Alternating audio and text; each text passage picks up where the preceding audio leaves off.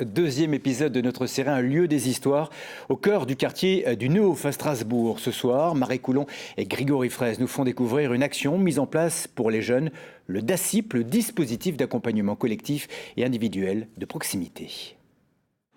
Ils sont 80 jeunes issus du quartier du Neuhof et de Königshofen à bénéficier actuellement d'un dispositif d'insertion professionnelle unique en son genre. Il a été lancé en 2012 par le Centre socio-culturel. C'est l'une des initiatives positives lancées dans ce quartier pour tenter d'améliorer la vie de ces jeunes, son image aussi. À quoi ça ressemble, c'est ce que l'on vous fait découvrir maintenant. Donc là, on va vous faire un petit peu parler en fait sur vos envies, comme on est au démarrage du collectif. Le DACIP, dispositif d'accompagnement collectif et individuel de proximité, ça ressemble d'abord à ça. Des réunions studieuses auxquelles participent depuis plusieurs semaines Okan, Mehdi, Logan et Ilyes. Ils font partie de ceux que l'on appelle les décrocheurs. Sans qualification, sans emploi, au centre socioculturel du Neuhof, ils tentent de poser les contours de leur projet de vie. Moi, je m'appelle Ilyes, j'ai été chauffeur-livreur, mais j'arrive plus à faire de la messagerie et on m'aide à m'orienter vers une formation pour pouvoir passer mon permis poids lourd. Je m'appelle Mehdi, j'ai 16 ans. Je suis plus à l'école et ce que j'aimerais faire quand je serai grand, ce serait footballeur.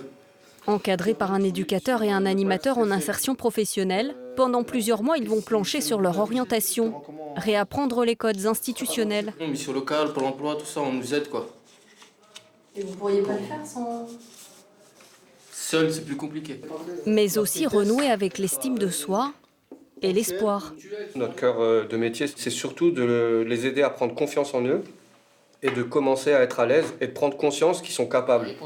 Les jeunes que nous on mobilise au quotidien, ils n'ont plus de rêve. On n'y croit plus au rêve. Voilà, donc à nous, avec mes collègues, de dire si tu as un rêve, si tu veux faire quelque chose, fais-le, nous on va t'accompagner. Allez, on y va. Sur une dernière et une dernière. Allez. Une aide cousu main, avec une prise en charge pluridisciplinaire en partie financée par l'État, qui a valu au programme d'être reconnu meilleur projet d'insertion en 2018. C'est ta respiration qui régule le niveau. Se remobiliser malgré les désillusions, la galère, avec au bout de l'effort pour certains la réussite. À l'issue du DACIP, 60% des bénéficiaires décrochent une formation ou un emploi.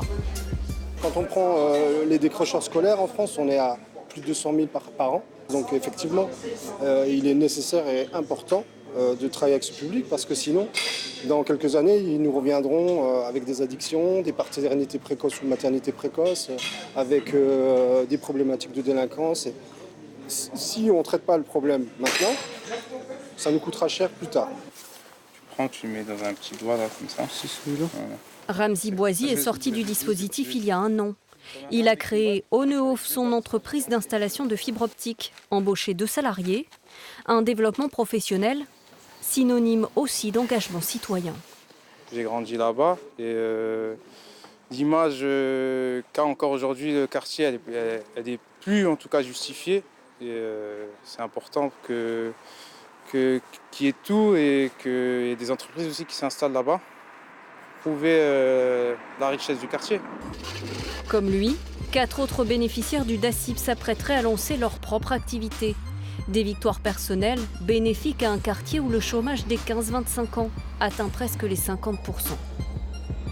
Vous venez de le voir, vous venez de l'entendre, plus que jamais le Neuhof cherche à changer son image par le biais d'initiatives citoyennes, par le biais de la rénovation urbaine également. Ces dernières années, la physionomie du quartier a beaucoup changé et ce n'est pas fini, c'est ce que l'on verra demain.